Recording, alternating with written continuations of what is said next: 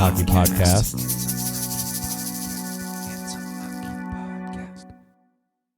All right, this is the Handsome Hockey Podcast, episode 83, here from a submarine in the bottom of the Atlantic.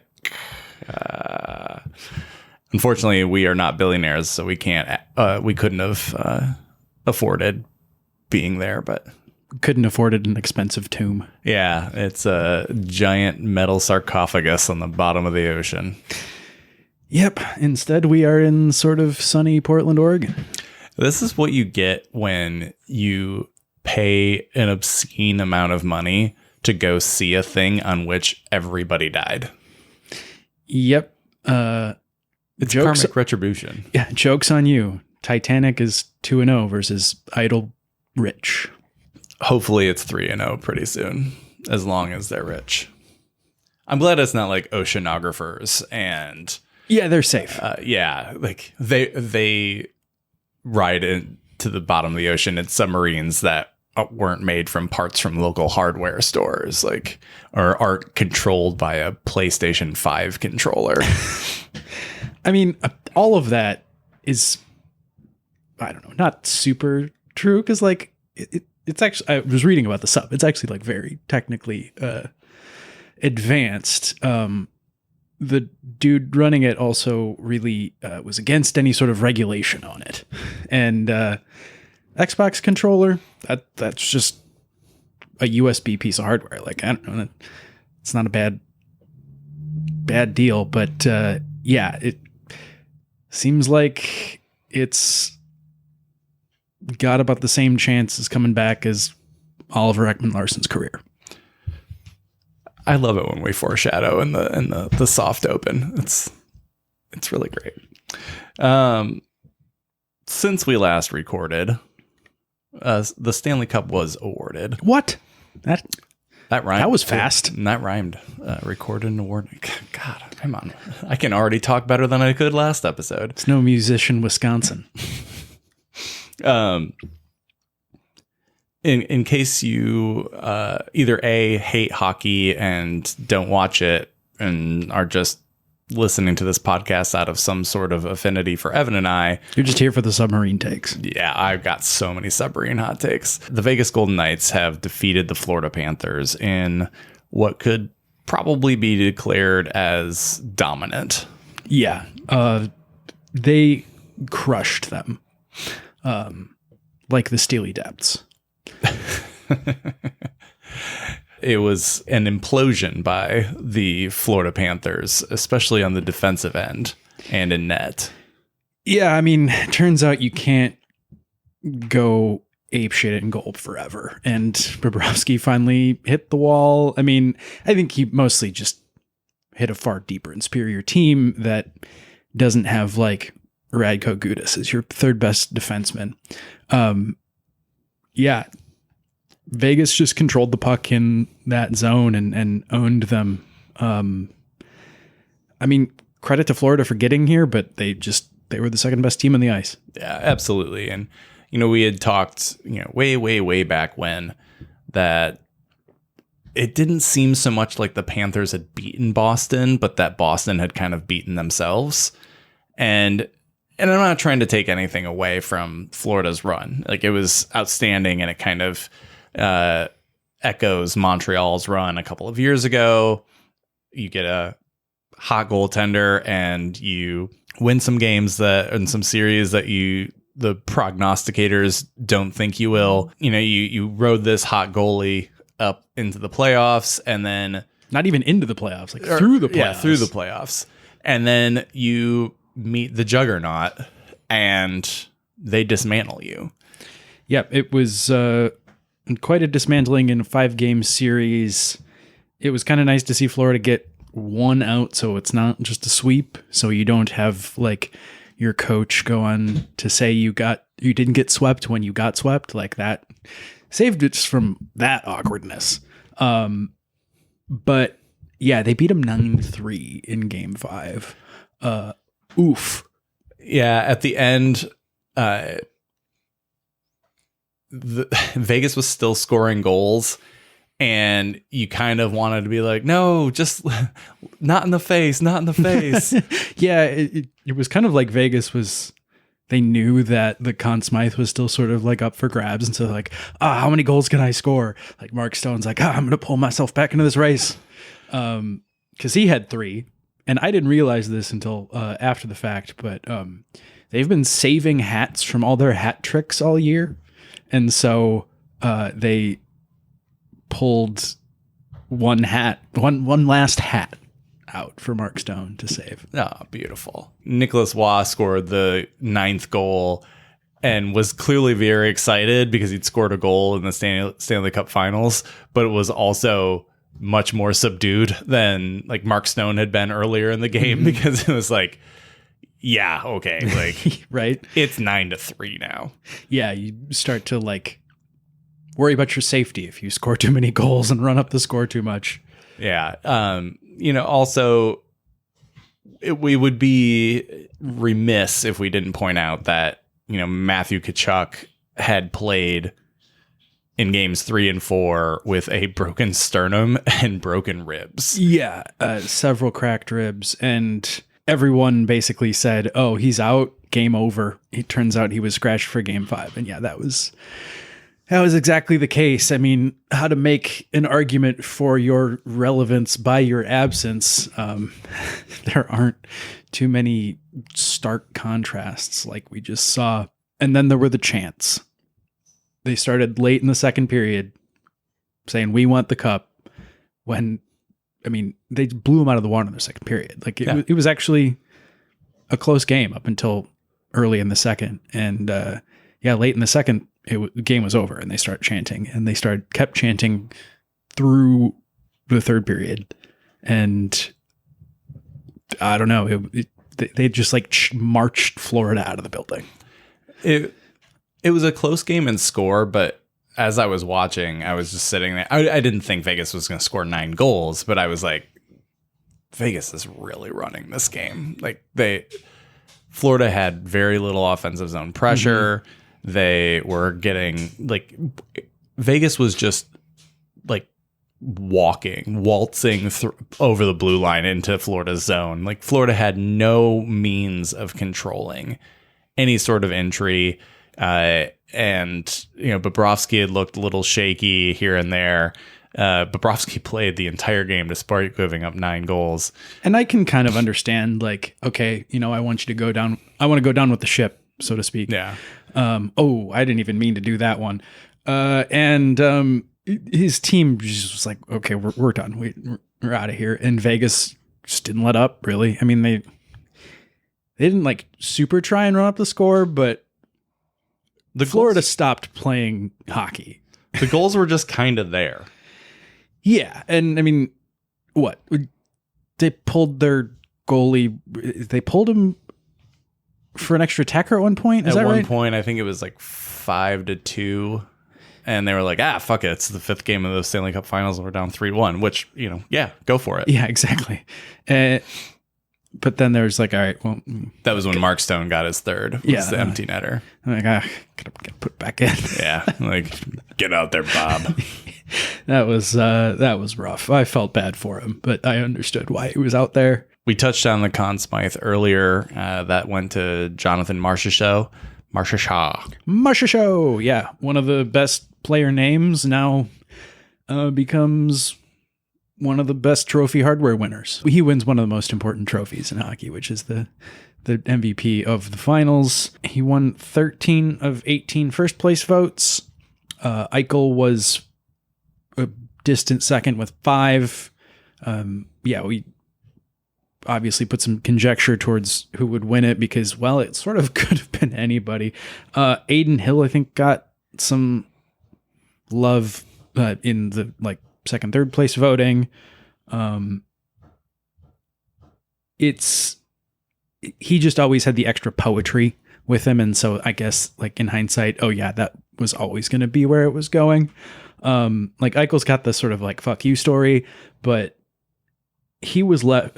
Jonathan Marchessault was left unprotected by Florida in the expansion draft, and they specifically traded Riley Smythe to Vegas so that they would take this one Jonathan Marchessault that they didn't want, seemed like the best asset they had to give up. And when you look at the players that they protected, you're like, ooh. It's not good. Some of it was their cap situation, I think. Yeah, it was Barkov, absolutely. Huberdeau, absolutely. Nick Trocheck, sure, yeah. Good player who you then let leave for nothing. Or Vincent Trocheck, not Nick Trocheck. Nick Bugstad, Ekblad. Wouldn't he been on a no move? No. They could have taken Ekblad? No, Ekblad was protected. Keith Yandel, Mark Pissick, and Alexander Petrovic. I sort of don't want to belabor this too much, but they must have had somebody else that they were keen on keeping. Well, I don't know. That's very strange. I read this article in The Athletic about how the power structure had worked in Florida at that time. And Dale Talon had been the GM for quite some time.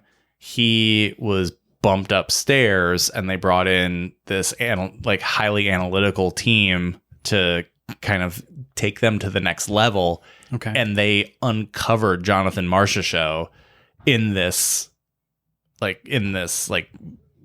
small period of time. Got it. And then Florida went out and was, if I remember correctly, kind of good, but not good enough. And so the ownership put Dale Talon back in charge. And the first thing Dale Talon did was basically offer Jonathan Marchessault up to Vegas. Yeah. And Riley Smythe.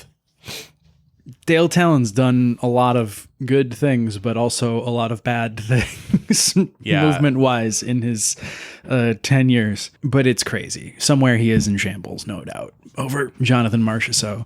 Marchessault, who, he's all of 5'9", and hit Lundell and called him little man, even though he's also 5'9". They're the same height. Yeah. It's very funny. And he is forever ingrained in this amazing image of him shouting up. It's a top-down look at all of the players surrounding him, and it vaguely sort of looks like the part in Game of Thrones where Jon Snow's in the midst of a medieval battle, and they do a top-down shot, and he's looking up, and I don't know if you haven't seen this image, look it up. It's really cool. Yeah, it also kind of looked like a heart. Mm-hmm. Yeah, love. It's what makes Vegas Vegas. No, that's casinos. That's what makes Reno Reno. Yeah. Yes. The biggest little city on the planet. Bruce Cassidy made a really awesome decision in that he started the 5 Misfits to start the game. 5 of the possible 6. Yeah. Only because you can't start 6 without, jettisoning your goalie. Well, apparently they, joked about that. William Carrier was like, you can put me in net for a little bit. When Bruce actually approached him before the game and said, I can only take 5 of you 6 out on the ice with me. And he was the odd man out.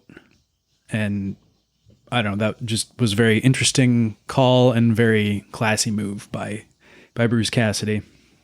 Yeah, especially since, Bruce had just gotten there, right? He wasn't there for the first 4 years of the franchise's history, and he obviously went to great lengths to kind of embrace that team and the culture they had built there instead of forcing his own stamp onto it or anything of that nature. It genuinely does feel like they do have some good guys in that locker room. You can't fake that kind of chemistry that you can tell that they have. And yeah, all of the 6 Misfits got handed the cup first. So Riley Smythe got it first out of all of them. But then I think it went to Eichel and the rest of the crew. As you were saying, Bruce Cassidy actually is sort of in a novel position here. He's the first guy in 20 years to win a cup in his first full season with a team. There have been some people get hired halfway through and have won cups, but he's the first guy to do exactly 1 year, win a cup in 20 years. Alex Pietrangelo won his second cup, the first one with St. Louis a couple of years ago. Mm-hmm. When they first made that deal to bring Pietrangelo in. Yeah, I thought it was a bad idea. I thought they were overpaying him. Turns out he blocked almost as many shots as like the Florida Panthers did in the playoffs. So yeah, he had a outsized role on the ice, even if it wasn't always showing up in points. Yeah, I remember watching, and like every time a Florida play got broken up, just like seeing Pietrangelo flying across the screen and being like, Yeah, he is just has a dominant range for a defenseman. I mean, he's huge. He can skate. Unless Nathan McKinnon's coming at him. Oh, no. Classic. I mean, I'm sure he has nightmares about that. I have nightmares about my fears while playing hockey getting exposed via like recorded. Like, I'm really glad I play beer league roller hockey instead. Yeah, they don't mic us up there. People are talking about maybe Pietrangelo looking like a Hall of Famer. Do you think that's got legs? Yeah, I mean, he's been one of the top defensemen in the NHL for a good 5 years now. He's had a good run, including 2 cups. Gold medal, I think. I wouldn't be opposed to him in the Hall. I don't think there's anything to say, oh, well, that guy. Yeah, it's kind of like he's a little boring in a way. Like, oh, yeah, you're huge and really good. But I don't know, as opposed to like PK Subban or somebody that has won a percentage of what he has, but has been like really exciting while doing less. And has a Norris Trophy. Speaking of Hall of Fame, Phil Kessel was not even, this is mostly unprompted. Mm-hmm. Yeah, he's in our Hall of Fame and even further for this. Yeah, and like in our hearts, number one. He has always had kind of a stained relationship with the media after the media in Toronto basically rode him out of town. Yeah, just made it untenable. And like in that, everyone chose Phil Kessel's side, kind of. Yeah. And so when speaking to reporters, Phil Kessel said, back in my Toronto days, they didn't think I could win, right? Now I'm a 3-timer. Ooh. Zing. And in that time, Toronto has won 1 playoff series. Mm-hmm. And I mean, you know, Phil didn't exactly do a whole lot for Vegas's cup run. He mostly brought his thrill to the press box. But, you know, I'm sure he was a good guy in the room and practices. Like, everyone loves Phil Kessel. So if you don't love Phil Kessel, like, that's like not loving golden retriever puppies. Like, they're like, yeah, no, they're adorable and they might pee on you. Like, they're great. And speaking of animals, he sort of looked like a muskrat while he was saying this, or like kind of like a marmot. His playoff beard, you can tell he's spending a lot of time in the press box, like trimming his beard or something. It's just like perfectly like round and primped. It was very impeccable. On Instagram, somebody, like, they talked about the cup is here, and somebody posted, has Phil Kessel eaten any hot dogs out of it yet? And Jack Eichel posted a comment or a reply to that comment that said, I can confirm he has eaten at least one. I was so happy. In Portland local news, Aiden Hill was the backstop for this huge run with Vegas, coming in after Laurent Brossoit was hurt in, I think, game 4 of their opening round series. After like the 5 goalies that started before him were hurt. Yeah, exactly. Like, goalies for Vegas this year were like drummers from Spinal Tap. Like they would just die and be replaced with another dude. This is a big story, just for his career, but also he was a Portland Winterhawk. And so, kudos to a local legend for make it in the big show. Yeah. I didn't know until I think they won the cup that he was a Winterhawk. The playoffs were kind of a redemption story for Jack Eichel too, I think. Oh, yeah. That he had been labeled a loser. And it turns out now that's just Buffalo, who, hey, they might be on the verge of a breakthrough in that department as well. But Eichel, it can be just a mismatch at time. Like Buffalo just didn't have the ability to surround him with a team, and they were moribund, and he got stuck with poopy coaches. So sometimes it doesn't work out in a place and you go to the next place and then it does. And I also think he maybe got treated with a little bit more respect, and they also expected more out of him in that he defended like a world champion center should. There was a two-way game to Eichel's play in these playoffs that you probably wouldn't have seen in Buffalo. Yeah. Guess who led all forwards in blocks? Tanya Harding. Not a bad guess. But yeah, Jack, Mr. Eichel himself, he controlled play too. Like he was just a dominant centerman. I think he had the most points in the playoffs. He had, I think, 3 more assists in the final game. He also had the third most, or maybe it was the second most when all was said and done, points in a first playoff appearance. Mm-hmm. And, that just goes to show kind of, I think, goes back to that camaraderie we were talking about earlier in the Vegas locker room. Here comes this guy who, Vegas gave up some decent pieces for Jack Eichel. Pieces that have played really well in Buffalo. Yeah. And he had these hugely negative labels attached to his career and him as a person. And Vegas, the locker room there just kind of assimilated him into it. And now when you see these interviews with him, you see him playing on the ice, he looks thrilled. Mm-hmm. And yeah, winning does that, obviously. But at the same time, you realize that maybe the stinky poo about him was a little overblown. Exactly. From his time in Buffalo. Speaking of Vegas goalies, during this, and this is unconfirmed, but we're gonna guess it's true, Robin Lehner was petting a snake. Yeah. Or maybe hundreds of snakes. Like a Bond villain. Yes, come into my lair, yes.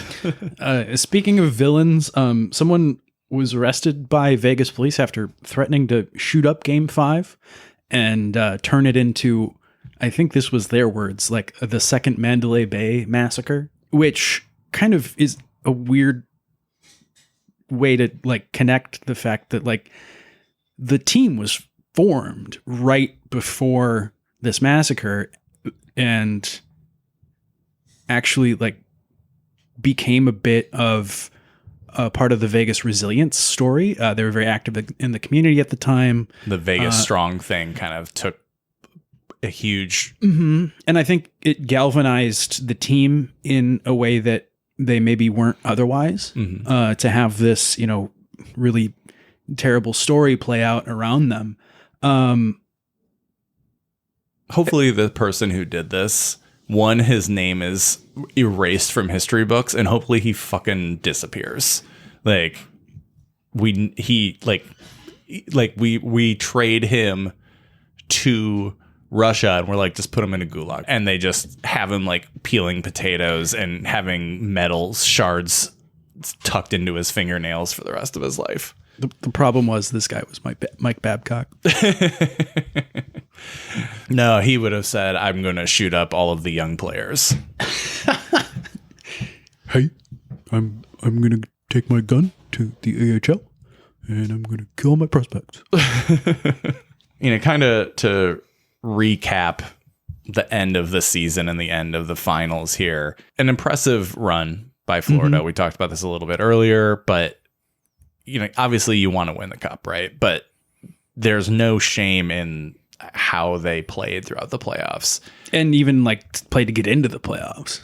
I think we are coming out of this playoff saying Matthew Tkachuk might be a top 5 player in the NHL. Oh, easily. And like possible like crossover star, which would be really cool to get one of those in hockey.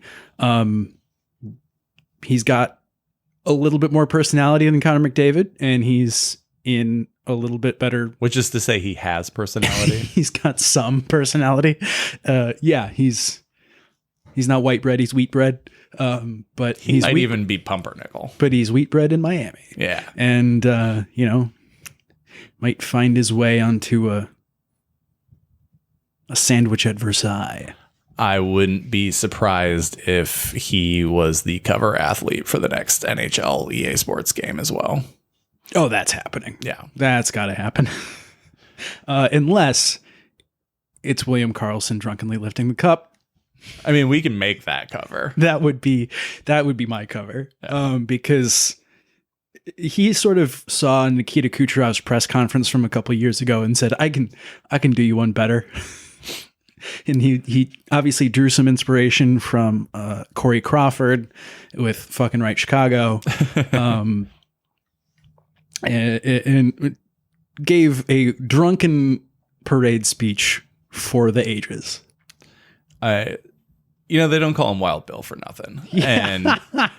And this was, he had to live up to his nickname, and boy, howdy did he ever. Yeah. Some are saying that it might be the best speech ever. I really want straight up there with friends, countrymen. Yeah. Lend me your ears. Straight up with Ich bin ein Berliner. Like Obama reads William Karlsson. This fucking guy, he was here day one. I kind of want to read it as like New Jersey mobster. This fucking guy, he was here day one. And you have been here day fucking one. You guys are amazing. We played Arizona in the first game. We beat the shit out of them. And I had no points, but that's okay, because in year one, I was pretty fucking great. But you guys were greater, and we've been up and down this journey to the cup. There's some funny stats that have come out of this, especially with Eichel winning the cup. Per Mike Gould on Twitter, the Oilers had the first overall pick in 2010, 2011, 2012, and 2015. And every single player that was picked second behind the Oilers pick has now won the cup. That's crazy. The Oilers, not so much. Yeah. Canada, not so much. Yeah. To which I would say, oof. Yeah, those players being Taylor Hall, drafted before Tyler Seguin, Nail Yakupov, drafted before Ryan Murray, who won a cup last year with the Avalanche, Ryan Nugent-Hopkins, drafted before Gabe Landeskog, who has been sent into the Goku zone and is making his way back to the NHL over the next 3 years. Got to collect all the Dragon Balls. Yeah. And then obviously McDavid, Eichel. McDavid, Eichel, I think becomes like one of the really interesting conversations now, because Eichel looked like what was sort of promised. And McDavid, I mean, just hasn't had the supporting cast because he is still on the team that drafted him. Like, they have so much, they almost have too much wrapped up capital wise. Whereas Eichel, like, by having his medical issues and flaming out with the team that drafted him, compressed his value enough where he could join a team that was. He also had a no movement clause that he would only waive for Vegas. So yeah, for sure. Any more thoughts on the overall cup run season? I'm glad it's over. No, I don't know. Yeah, I'm like thinking about watching like Game 7 of the Calder Cup. Like, yeah, sad hockey over. Well, like the draft is next week, and then we get free agency, and the new season. I'm going to be out of the pocket for a while. So by the time I get back and we can record again, like, we're going to have a lot to talk about. Yeah, we will. Yeah, next season feels like it's already coming up super fast. Just on how the draft is coming up on us. And it's so here. Fast. I mean, at least like there probably won't be too many unpredictable things happening around the draft. No, that's not true. It's going to be madness, even though the free agent market is not super stacked. I think that is what will make the draft madness, is the fact that it's a relatively paltry free agent class. I mean, we'll probably see at least half of Winnipeg get traded this offseason. I don't know. Maybe Calgary too. It's going to be, it'll be something to watch for here as we move into July in the next couple of weeks. Like what happens in a couple of cities, Boston, everybody's still up against the cap. Yeah. Which is except allegedly for Carolina, oddly enough. Yeah. Which, I mean, the cap is allegedly going up but like $1 million. Yeah, but that hasn't officially happened yet. Yeah, it hasn't officially been named. Like, it's like Gary just wrote out an IOU and photocopied it and faxed it to everybody. And they're like, gonna pay me, buddy? And he's like, yeah, maybe. As he's running out the door. But he trips on his shoelaces. Great way to treat your owners, Gary. It is. I don't know if anyone else read this the way I did, but I felt like the fastest to the cup diagrams and metrics and talk from everybody from TNT to ESPN was just like shoved down our throats during this series because, well, we didn't have a whole lot else to talk about besides the 6 Misfits, which was also shoved down our throats. But I don't know, this fastest to the cup language just seemed in my eyes like directly advertising to the prospective owners that the NHL is sort of obviously courting now. And Houston and Atlanta, in probably not Quebec City, but maybe in Salt Lake. I don't know. It's just like the NHL wanted this message like piped into billionaires' houses and decided that ESPN's probably the way to do it, and that's not a bad read. Yeah, the worldwide leader in sports is always a good mouthpiece for leagues, and I mean, like the NFL tells them to jump, and they say how high. So it's time for the NHL to kind of exercise that sort of marketing capability. Gary's like, "Where can I get an Adam Schefter?" And Elliot Friedman's like, "I've been here for years." He's like, "TSN, bitch." ESPN needs like their version of an Elliot Friedman. It's not Chris Chelios. We know that. Yeah. Well, no, actually, isn't Elliot Friedman with Daily Faceoff? Yeah, I mean, he's got some allegiances, but ESPN needs something like that. It was a good season overall. I think we're going to see a little bit of madness this summer, and a lot of teams getting real clever to try and stay under the cap and improve their teams.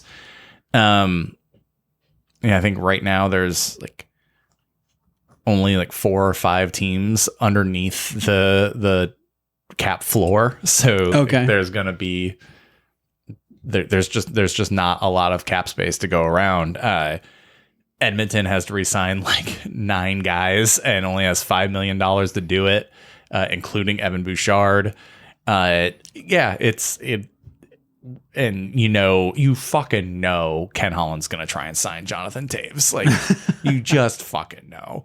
Like, I need players. And Philly's busy bringing in cap dumps, and like at some point they're just going to hire a fish. And John LeClaire. Oh yeah, that's the other thing, is Philly can't stop hiring old players. Like if you've played for Philadelphia in the last 55 years, man, get that application and you can be a greeter at the very least. Yeah, Jeremy Roenick's like, I don't have a job. I mean, his brand might work in Philly. Like today. I don't know. We'll see. Misogynistic pud. Yes. That's what I meant. Yeah. moving on to other things that have happened in the world, our quick hits section this today leads off with the Senators have been sold finally, although the deal it's not finalized and probably won't be until the end of the summer. But Michael Andlauer and his consortium have bought the Ottawa Senators for what is reportedly $950 million, which I believe is the most expensive price tag on an NHL franchise. Yeah, I don't know why, but there's been some like wishy-washy reporting on like, is it 950 million? Is it 1 billion? Like it's just one of those things that it's so big, it's still not completely worked out yet. It wouldn't surprise me if the NHL was like, hey, make it 1.1 billion and we'll like refund you back to 950 million. We just want it to look like we have a $1 billion franchise. Yeah. They're like the people like bringing dirt up a mountain to like make it a bigger mountain. They're bringing dirt up a butte to make it into a mountain. I think they did that to Mount Bachelor. Yeah. It is very interesting. Apparently he was in early and outlasted a lot of other bids very patiently. Yeah, it was something along the lines of he wasn't showy about it. He just kind of put in his bid and was like, talk to me when you're ready to talk. And Ottawa came back a couple months later and was like, hey, we're ready to talk. Yeah. There's talk of this whole deal being very messy and very public, but then like you also didn't actually hear about it other than that. Yeah. Like the NHL usually does. They didn't publicize fucking anything. Right. But it's very strange that like you hear from Elliot Friedman, like, oh, this was very contentious and very dirty, very nasty. And you didn't hear anything else about this from anybody. So like, I don't know, billionaires just keep their shit close and away from us plebes, I guess. Henry Richard, famous hero to many Montreal teams back in the day, way back in the day. It's revealed that he had stage 3 CTE at the time of his death. There was a study of 17 former NHL players across like various eras and their brains. And 16 of 17 had CTE, which is not surprising for how violent the sport can be. And yeah, that half of these guys played before helmets. Yeah. Also, yeah, real shocking, right? I do think it will be interesting to see this study in 20 years. Sure. For players who played in helmet era. I think helmet technology for the NHL has rapidly increased in the last like 15 years or so. Mm-hmm. It's still a dangerous game played by big, fast men. And when you're playing it your whole life to get to that stage, I would think that you're still going to see it in just maybe in slightly diminished concentrations. Yeah. I mean, you're seeing organizations throughout the world take steps to prevent that. I think, USA Hockey doesn't allow checking before, I think, 14 years old now at this point. Yeah, they've adapted that quite a bit. Yeah, and that's been on the books for a long time. You see fighting and checking being taken out of Canadian leagues in some places. It is nice to see the NHL actually take steps to combat this, whereas the NFL has, secretly spent millions of dollars to try and downplay the effects of CTE on people's brains. Yeah, there's got to be like some backroom conspiracy room, like where the NFL, UFC, the NHL, and I don't know, maybe like the producers of Survivor or like conspiring to keep CTE out of the limelight. Yeah, it's called boardrooms at ESPN. Ain't that the truth? Speaking of Montreal Canadiens, Sean Monahan has re-signed a pretty sizable show me deal. Mm-hmm. 1 year, $1.985 million. Sizable not for the money, but for the opportunity that it grants Sean Monahan. He was having a really solid return to form, not quite reaching his heights that he had with Calgary, but having a very solid year, and would have probably been a major trade chip for Montreal had he stayed healthy, but he did not stay healthy, missed a big chunk of the season. So he's really betting on himself to also Sean carry that momentum forward. Yeah. Also, Montreal needs like some adults in that room. And so I understand the need there for someone that's over the age of 15 to play for that team. Because your stars are Cole Caulfield, Kirby Dach, Nick Suzuki. Nick Suzuki might be like secretly like 24. I don't know. In some of the best NHL names ever, Zemgus Girgensons has signed a contract to stay in Buffalo, 1 year's $2.5 million.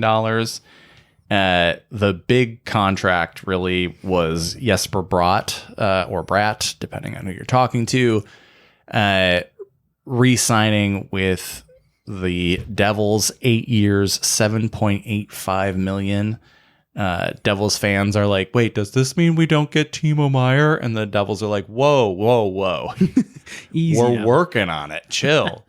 He's an RFA. Shut up. And the other big contract news. The lack thereof, the absence of contract news.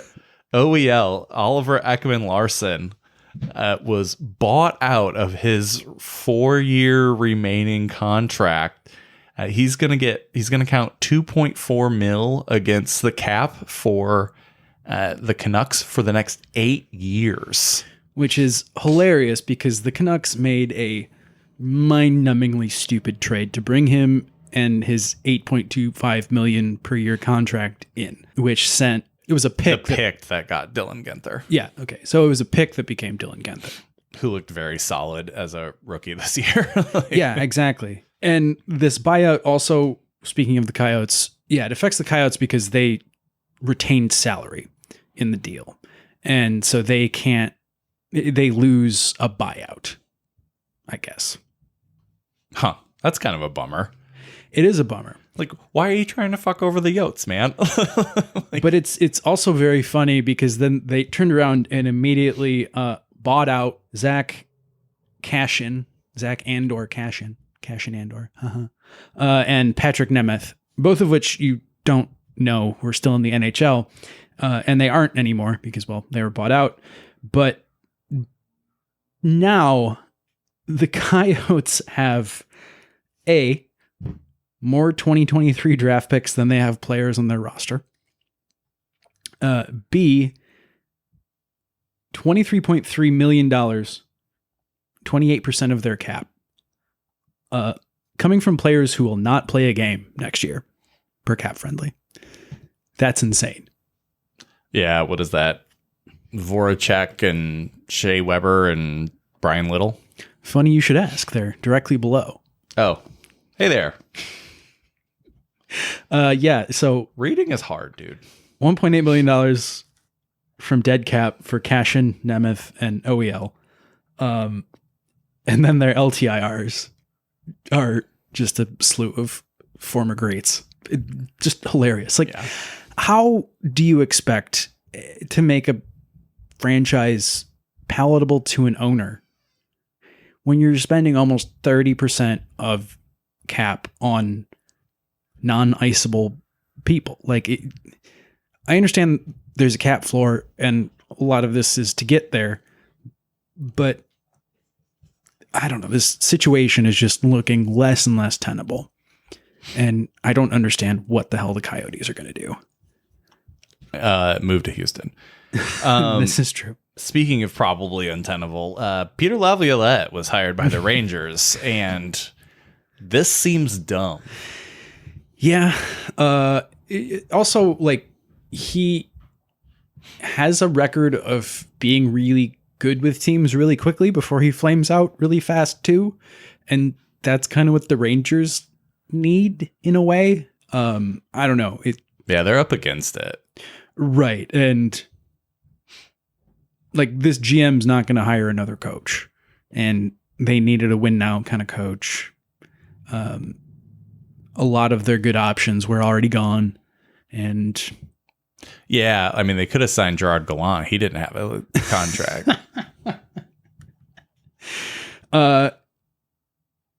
And also, any sort of James Dolan ran ship is likely to come aground. So yeah, it's or sink to the bottom of the fucking ocean with billionaires on board. Oh yeah, I mean, there's an analogy for the Rangers.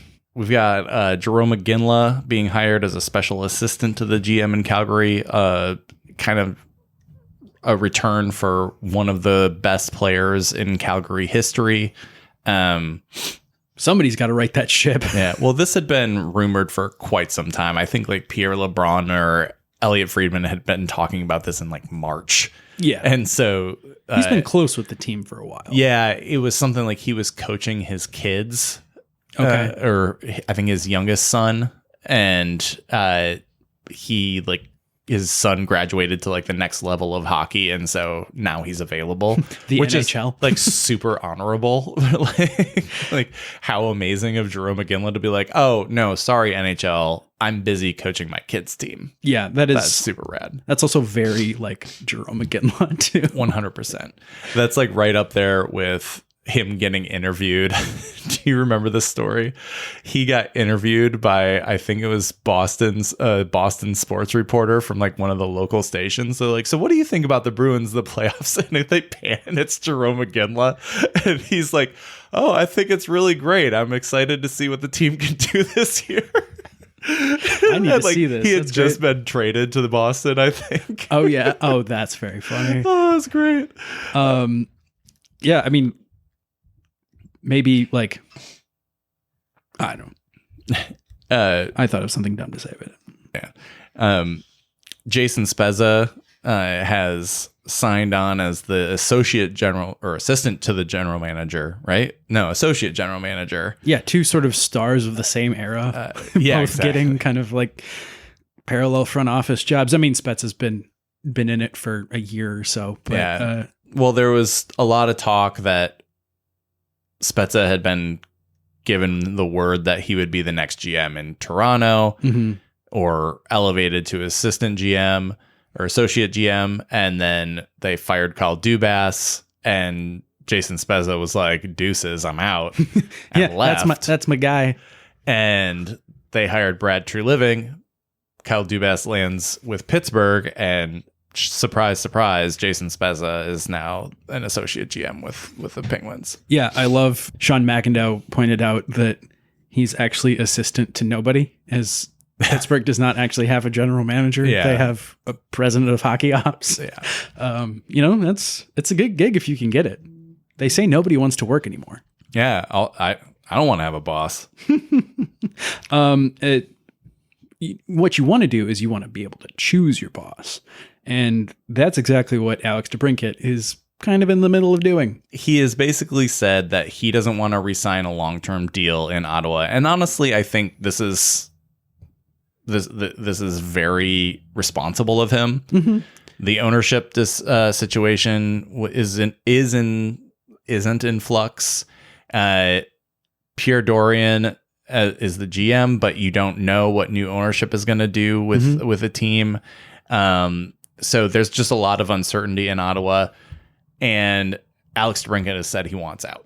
Yeah, he's coming off of a disappointing season, but he's going to have pretty steep contract demands. And He's I think at 66 points. I mean, sure, yeah. but I mean, for him comparatively, like that was a pretty significant step down.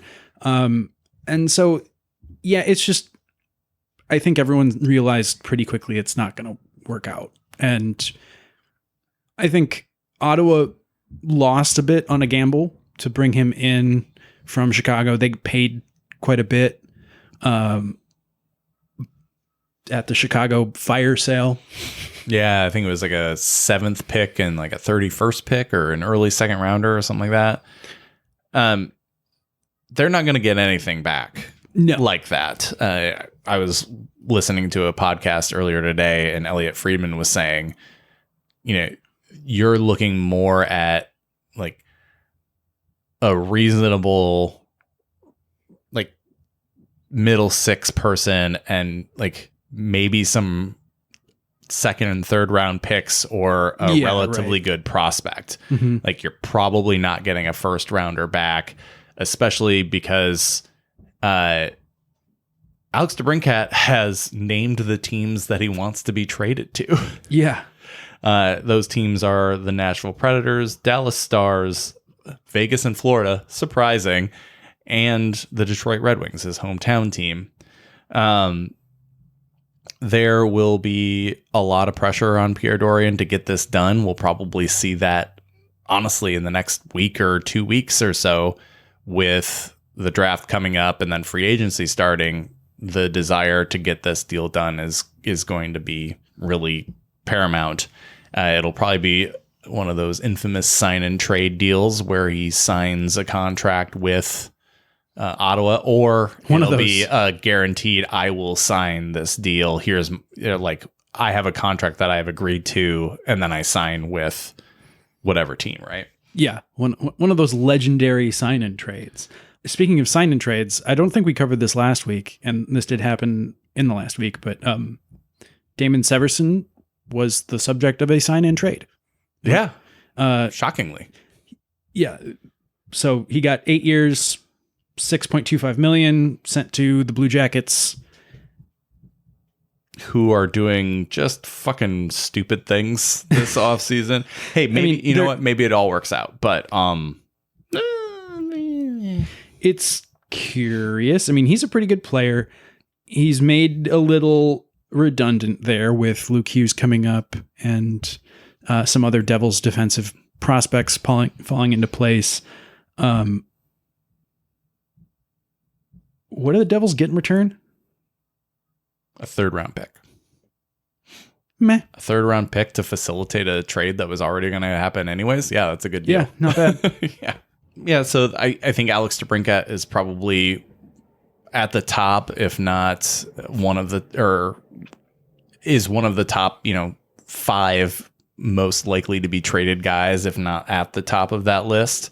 And we'll see how this all plays out, but there's a genuine chance that we see Alex DeBrincat on a different team very soon. It's happening. Yeah, I think it's a very untenable situation for him in Ottawa at this point. Just as what's going on in Winnipeg, where Connor Hellebuck has essentially said the same thing, reportedly. Yep. Connor Hellebuck is probably out. Scheifele's probably out. Pierre-Luc Dubois is definitely out. Yeah. Calgary has 8 guys who are free agents to be. Noah Hannafin has said he's not going to re-sign with Calgary. Maybe they'll just trade them all for each other. Yeah. And like those dudes then don't even need to move all that far. Yeah. Oh, well, Canada's huge, bud. And then one final note from the PHF ranks Teresa Vanasova, hero of the Isabel Cup Finals, who scored the game-winning goal in overtime, has signed a new 1-year deal to stay in Toronto. One of the pods, our pods, not the Connecticut Whale Pod, but our podcast favorites in the women's game. One hell of a player, and now a defending, will stay in Toronto to defend their championship. Well, I think that's it for us this week. Yeah, we're fresh out of things. I mean, cruising. We're gonna take a bit of a break. We've got things going on, summer vacations and such, and we're gonna come at you in a couple weeks after this off-season news plays out a little bit. Our next episode will probably be quite long. Yeah, so we're just saving up for that. Yeah, I'll spend the next 2 to 3 weeks lubricating my throat. Take that however you want, listening public. So we hope that you all can stay afloat in the meantime. Yeah, thank you so much for continuing to hang out and listen to us. We know you all listen on Thursdays, but if you want to listen other days of the week, that'd be great too. We have these weird spikes on Thursdays that are pretty funny to us, but I enjoy it. Yeah, we'll take it. We're all about the spike. But Thursday. But if you want to listen on, let's say Tuesday, we see you. Yeah, we're rooting for you. You can find us all over the interwebs, the internets. handsomehockey.com is our webpage. Handsome Hockey Podcast on Instagram, at Handsome Hockey on Twitter. handsomehockeypod@gmail.com is our email address. We have a Facebook page if you're an elder millennial, and we also have a YouTube page, which is I think I need to chock update full that of goodness. Maybe not updated, but chock full of goodness nonetheless. Yeah. So thanks for listening, and as always, stay handsome, everybody. Restez beau, tout le monde. And also, don't get on a fucking submarine full of billionaires. Yeah, bad idea. Stay handsome, everybody.